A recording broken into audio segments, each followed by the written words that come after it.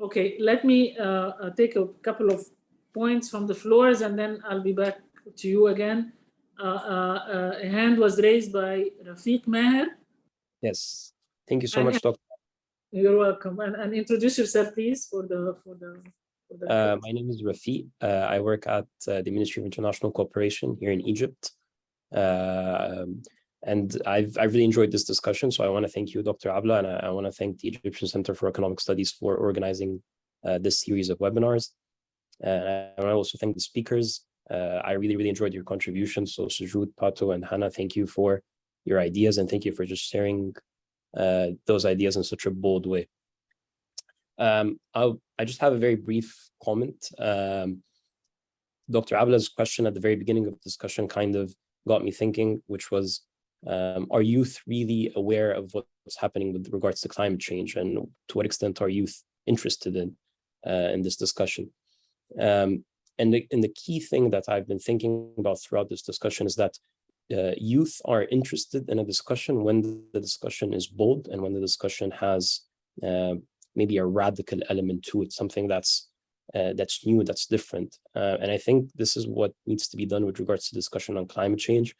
As long as this discussion is very political, I would say, just basically pointing out the numbers and pointing to statistics and then repeating the same rhetoric, then youth are kind of not involved. Whereas this is an example of discussion that is bold and that's oriented towards innovative and creative solutions. And I want to mention just two quick positives that I think are happening right now in Egypt and that are being done in preparation for COP. One thing that's been going on and that at the Ministry of International Cooperation we've been excited about is what's called the Nawafi platform.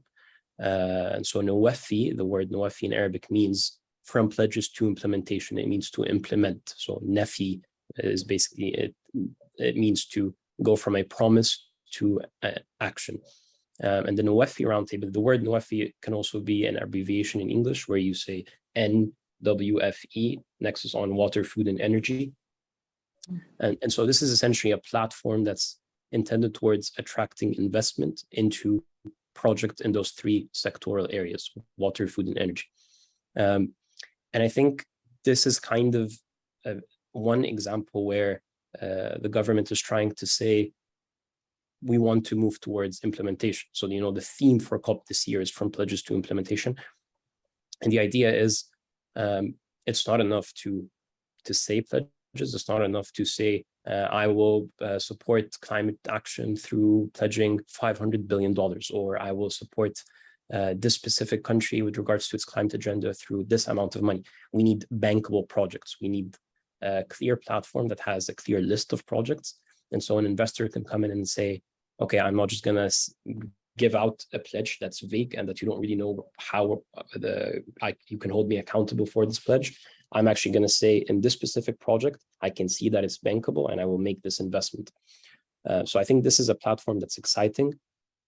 And during the discussion, I think Dr. Abla mentioned scale and the importance of being able to scale ideas by basically making them replicable. And I think Egypt is hoping that this platform can also be scaled on the African level. And so other African countries can come up and say, okay, here's our version of Nawafi, here's our list of bankable projects that governments can come in or that investors can come in and support. One interesting key also idea with regards to Nawafi is that Nawafi focuses on energy as one of the three sectoral areas. And I think one kind of radical idea that we now need to think of when it comes to energy, and again, as youth, we should be interested in those radical ideas, is that energy needs to be deglobalized. And so this has been mentioned throughout the past 2 weeks during the UN General Assembly meetings, especially during the what's been called the Sustainable Development Impact meetings on the sidelines of the General Assembly. And what they've been talking about is deglobalizing energy, because we are in an age where we tend to think that everything needs to move towards globalization. But in fact, if we're thinking of climate change, energy needs to be deglobalized. So what we've seen in the Russia-Ukraine crisis is that the reason why we're in an energy crisis is because we're too much interdependent. And we're interdependent in a way where, and I think this has also been mentioned, where the South is dependent on the North. So we need the shipments of fuel, we need the energy as poor countries. And I think what needs to be thought of here is that renewable energy is a matter of deglobalization. We need to think of how we as countries need to be, in a sense, less interdependent on each other when it comes to energy. We need to be autonomous in the sense that as African countries, we have the conditions for wind energy, for solar power, and therefore, and for water as well. And I think in that sense, we should think of, okay, how can we localize energy production in order to survive crises like these? So this is one idea within energy that I think is bold and that we need to think of, and that's also being discussed within the Nawafi platform. And one final thing that I want to share with you is also what's been launched recently, which is called the Climate Tech Run competition, which is essentially a startup competition that's going to be announced in COP, where finalists of the competition will present pitches for startups that work on tech solutions in climate action. And I think this is another example where we need to we're thinking of youth and we're thinking of creative solutions. And the nice thing about Climate Tech Run competition is that there are two tracks. So startups are in this competition with their ideas with regards to climate change, but also there's another track for digital artists. So this discussion also mentioned awareness. We need to, for instance, raise the degree of awareness of voters in the North for them to be aware of what's going on in the South and what's going on with regards to our situation within climate change. So the digital art track of this competition is basically for artists to come in and present their art. And then the winners of this track will be also announced in COP. So I think this is another example of how we can think in. Thank you, Rafiq. Thank you for telling us also some of the things related to the youth that are going to happen during a COP. We have actually some artists with us in the speakers, and they can actually be involved in this. And thank you for bringing the energy issue and bringing the Russia-Ukraine war. Okay, and this actually brings me back to our three speakers with another daring, bold. Young people like to be in bold conversations, but this is as bold as it gets. Okay, now what the hell is happening to us because of the Russian-Ukraine war? There seems to be a bit of a change of sentiment, let's put it this way, from the North when looking at energy. I think, Pato, you almost said it. Well, it's not so bad. Okay, well, let's use it again. All right. So how do you guys feel about that as far as Africa is concerned? Let me start with, okay, I'll start with Sojoud, actually. Go ahead, Sojoud.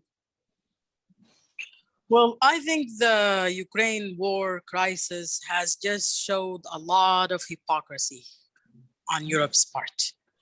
It just, and I think that should work to the advantage of young African people. That this accountability business goes both ways. The claims for human rights and humanity goes both ways. You can't start something, and when it comes to you set up the rules and then you can't follow them. And these are the same rules that you hold Africans accountable to. So now that you're in a crisis yourselves, you understand why the environment is not important. Well, that's the situation that Africa's been in all along. That's why fossil fuels are being burned in Africa, because there is a very, goldfish memory format when it comes to European politicians. They tend to forget that this is a European created crisis, all of it. Ukraine, World War II, all of the issues that set up the Industrial Revolution, the byproduct of which we're suffering from. These are all kind of old Europe's issues, but they get on their high soapbox and give advice to everybody as if they gotten rid of their problems, that wars are an African issue, famines are an African issue, distribution of wealth is an African issue, human rights violations is an African issue. So I think the war in Ukraine and the immigration crisis that Ukrainians are in, it gives Europe a look at the mirror to see that it's not an African issue. It's an issue of lack of morality in distribution of resources. That's why we have a developing world and a first world, because the resources are not finite. They're limited resources. So you extracted them first and you benefit from them. And now you hold people up to a standard that you've created. So I think in that sense, the Ukraine crisis would make Europe reevaluate its high moral ground and bring them back to earth and realize that they have to just, muck along in this mud with us for a little while until they get their gas from Morocco or whatever pipeline they're fixing, or, Putin goes crazier and bomb them. Whatever the situation is, they just have to realize that this is not an African problem anymore, all of it.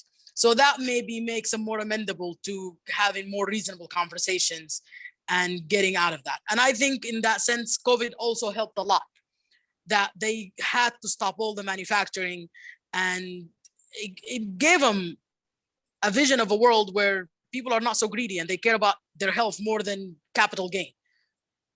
So I think in the next few years, we're going to have more innovative things coming out of old Europe when they now see that there is a future outside just crazy manufacturing and weird demand for accumulation of wealth and this, like, I need to buy the latest thing. So in that sense, it's good for us. All right. You put it beautifully. When sometimes there are speeches that take place and then there is something that's not liked by whoever, and then it's being cut. If your talk is there, it will be cut in many, many areas. Hannah, go ahead. I concur 100% with my sister here. I mean, everything was said. I think the only comment that we can tell is, yes, another critical and tragic event, because it's about the people as well. Let's not forget this. Is showing the hypocrite positions when it comes to geopolitical stance around climate action and the way the North and Europe in particular relates to Africa. Now, if I want to be positive and generative, and I very much believe in that, I would say we started earlier with this question around awareness of the youth, and I would say there's an awareness of the youth in Europe that systems need to change, that perhaps they can also learn from the South, and they have to be humble, and they have to be getting outside of what they learned in terms of, or they didn't learn in terms of their responsibility and heritage of the colonial history and everything that feeds the tensions between the North and the South. So I would try, to still see the possibilities of coming together and creating the right platforms to work together. And yes, I agree with Sojoud. There are interesting solutions already kind of popping up that could be fed and actually educated with southern solutions, because again, tons of entrepreneurs are tackling challenges with zero resource, not enough support from the South, and they could be put in positions to teach the North. And I would love to see that more, to collaborate eventually and go past our common wounds and trauma around, events that were not lived in the same way, because some people eventually decided on the future of everyone else. But I do believe in the possibility of working together better for the future. So as much as I would say, let's come clean, let's call out things, let's call out responsibilities. And no, if coal wasn't okay a few years back and now it's okay, then it's not the right level of conversation. We need a better level at this point. All right, thank you. Pato. I think ditto to what's been said so far. One of the things I found interesting was there was a thing of clearly there's a little level of lack of access to energy that we find acceptable and palatable. It's different energies for some people. Let's say a certain percentage of Africans not having energy is not enough for us to be like, no, we need to tap into fossil fuels. but there is a certain number of people from a certain place who look a certain type of way, don't have electricity and don't have energy, and now we can tap into that. So that was quite interesting. I was talking to a friend and we likened it to the elephant situation in Botswana, where elephants are literally killing people and our government is being told to do nothing about it by the same countries that are culling foxes and culling other animals. So it's quite interesting, to say the least. So yeah, that's all I have to say on it, and I think everything's been said so far. No, there's more to say about this. What would you say then? What would you ask them to do if they're changing their position? We're approaching COP27, huh? What do you expect that they would do in COP27? What would you ask them to do before they do it? Don't complete the sentence. Don't, North, do not, dots. What would you say? Pardon? Go ahead. Sorry, I missed that. Sorry, I missed the last part of it. I'm saying if you are talking to the North and you are and COP27 is approaching and you are observing this change of direction, okay, what would you warn them not to do in COP? Don't, and I'm having dots, complete the sentence. Don't have moving goalposts. If you're going to say that this is the goalpost, then let that be the goalpost. Don't let this be the goalpost when Africa needs to score, and this is the goalpost, and then this is the goalpost when Ukraine needs to score, or another European country needs to score. If we're going to say something and hold people to it, we need to stick by what we say. Don't be hypocrites. Okay, besides insulting them. We'll find we've got a couple of days yet. We'll find another word for hypocrite. Okay, Sojoud, don't complete the sentence. Don't make policies for Africa in European countries. Let Africans be a part of the table when decisions are made. Trust Africans to know what's good for their country and make those decisions. Okay, Hannah, don't dots. If you allow me, I would rather say, if you're making those policies, I believe in the principle of reciprocity. So African youth need to be able, even though they're not putting money in European soil, to make European, let's not call it development plans, but eventually the new circular economy, everything that the European Commission is pushing and so on. We need to have a say on this equally. Okay, very good. Yeah. More? Go ahead. Sorry if I interrupted. No, I was trying to like fit into the don't. So don't let us out of the table for your own policy that will impact us and everyone else around the planet. All right. Okay. Now I have one small question for Pato, and then I have one quick one in 1 minute for the entire crowd. If there is anybody from the floor who wants to comment, please raise your hand now. Okay, because we have only 7 minutes left. The question is for you, Pato, on something that you mentioned. I wanted you to elaborate a little bit. The lost and damaged facility, okay, that you talked about. How would you expect this to work, really? So how it would work is let's say global northern countries, or those who are most responsible for emissions to date, would put money aside, would contribute money aside. It can be a facility, perhaps under the UNFCCC, perhaps independent, funds, and then who would run that fund to compensate the ones who are losing? The house is not, I mean, is broken because of the rain and because of changes in the climate. Then it would be used to rebuild it. This is what you meant by the loss and damage. Okay. So it can be a facility either under the UNFCCC, or they can build something like the the Global Climate Fund, I think it's called GCF. Yeah, but that would be tailored to loss and damage. So one, it would have to be way more agile, so quick access to those funds when people need them.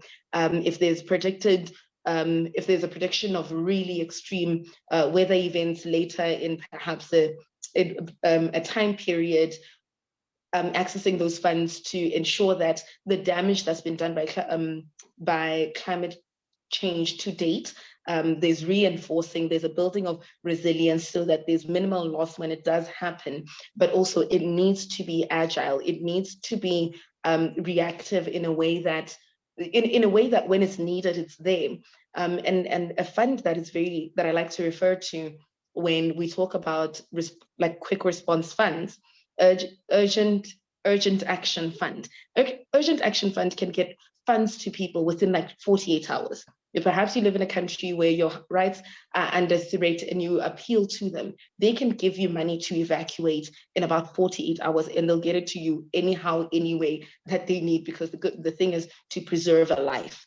So if there's commitment to making sure that loss and damage is in place, to making sure that when people lose their assets, when people lose their shelter, when people lose their basic needs of humanity, we want to support them as soon as possible to cause the least sort of disturbance to their lives. That is possible. It's already being done by certain institutions. So that institution can't function like GCF, where we need to set up a whole institution just to tap into the funding. Hanae talked about using tech for some of these things in terms of measures that are put in place. It's not an expert area of mine, but we can see how do we tap into technology, and then how do we tap into communities that are around a place, so that should we need approval, should we need a reference for a certain place, Urgent Africa Fund does it through advisors and the like. Should we need this information, what's the closest way we can get to the ground so that we can get it and act as quick as possible? So that would be my idea around how it would work. Climate Action Network International also has a discussion paper that they wrote, I think in partnership with, I forget, but around loss and damage, how it would be structured, how we can go around it. So if anyone wants to know more information, like more specific details, they can look at that. But that's how I would see it functioning. I'd like it to function. Okay, great. One last question. How do you see regional collaboration within Africa towards the good of the climate cause for Africa? Okay, do you see how do you see regional collaboration? It's very poor right now. Okay, but how do you see it? How can it be better improved by young people, young suggestions? I'll start with you, Hannah. I want to say, let's feed the intelligence. We need money to go to research. We need research to speak to entrepreneurs, to creators, to creatives. And for that, we need programs to people to share knowledge, like between universities, between centers of knowledge, between entrepreneurs, which is why I wouldn't discard entirely those events, even though it takes a lot of money to create those events. But I would say the long-term impact of those events have to be, okay, long-term collaboration. How do we start? Can we do something like an Erasmus program for people to spend more time together, residencies with an outcome, with an output that is tangible, and we demultiply such initiatives. And then from such initiatives, eventually that feeds into governmental conversations that are structural to the economy. And then again, private sector members that believe in the region, so they would feed again the intelligence by creating projects that require such intelligence, such research. That's what I'm seeing. And I would say some regions are doing well because they're structured at the regional level. Unfortunately, I would say North Africa, we need a lot more effort. We know what is impeding us from working together, especially from this side of North Africa. But I think when it comes to climate change, given the impacts, I think it's about putting the right people that will be able to work together because they know the value of it for everyone. Okay, thank you. Sojoud, same question. I think I agree with her, but I think also there is a level of youth mobilization that is missing. That communication tools that are used by youth need to be approached. So if we are targeting 25-year-olds, we don't speak to 25-year-olds, we speak to 15-year-olds. And we use whatever social media platform that is Generation Z is known to be using, for example. And it needs to be linked with educational programs. It needs to have a component of a multi-approach mobilization component. It needs to have like a social media approach. It needs to have a mass media, traditional mass media approach. It needs to have a school level approach to it. And it needs to have a connectivity based on science. So children need to know a famine in Somalia will hit Kenya, will hit Sudan. That's just how the science works.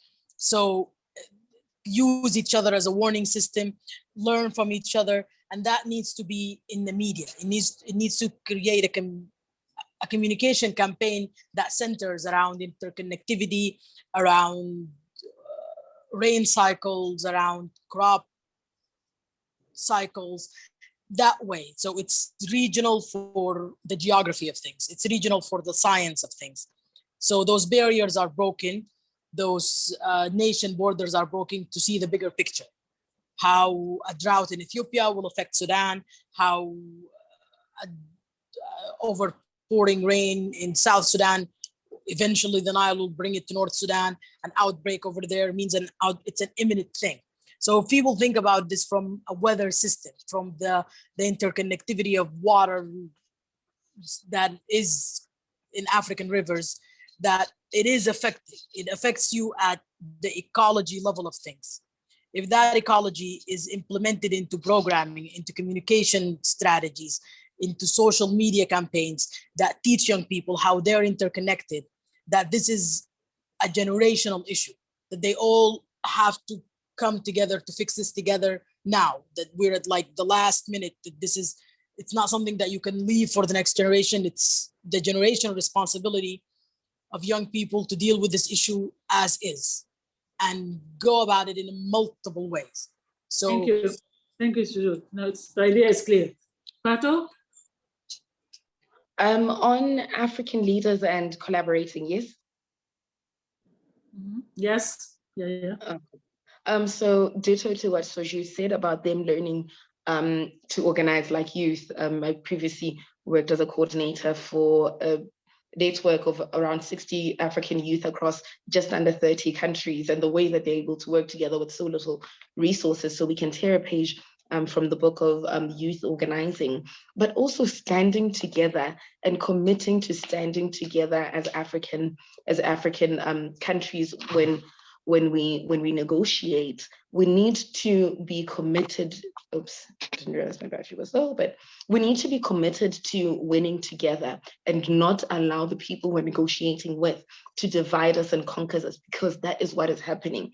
We'll come as 55 countries strong, and then we come there and someone offers lucrative, juicy packages, and Sudan wins alone or Botswana wins alone. We need to understand that as a country, you cannot win alone. If you're not winning as part of the continent, it's not a win. You are part of a continent. If you are resilient, if you manage to adapt, and all your other neighbors are going through it, you're going through it with them. So we need to lean into the power of our unity and use that as our superpower as we negotiate at COP27 and future COPs. Thank you very much. You guys are super great. I don't want to let you go really.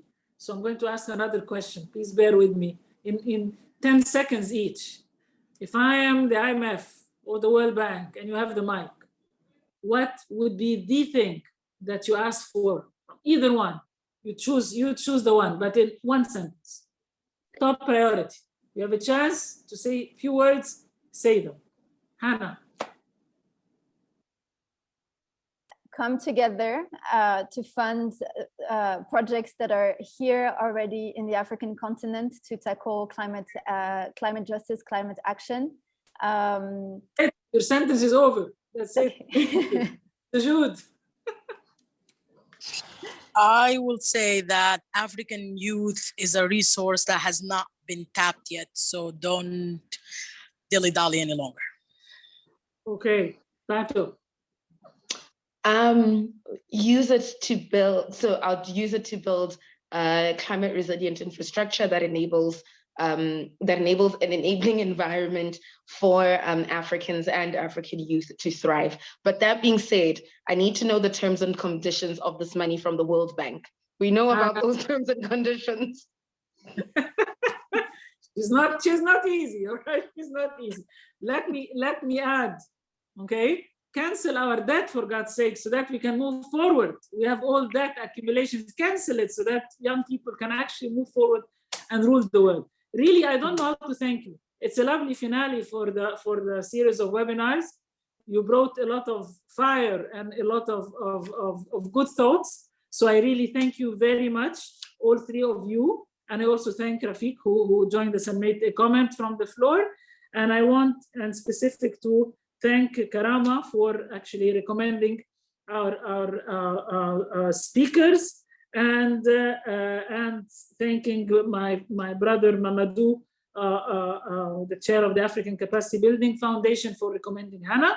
Okay, and I'm very happy with you, and I'm going to be approaching you again for something else, but we'll do this over the phone. For now, thank you so much, and thank you everyone for following our series of webinars. I strongly invite you to register for our upcoming conference on the 3rd of October, where we actually have a finale for all the activities that have been taking place starting from June, okay, by the ECES and by the CIB on the climate, moving towards COP27 and beyond.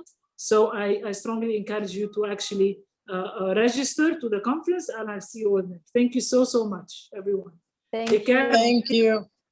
Thank you. Thank you, everybody. Thank you. Take care. Bye-bye.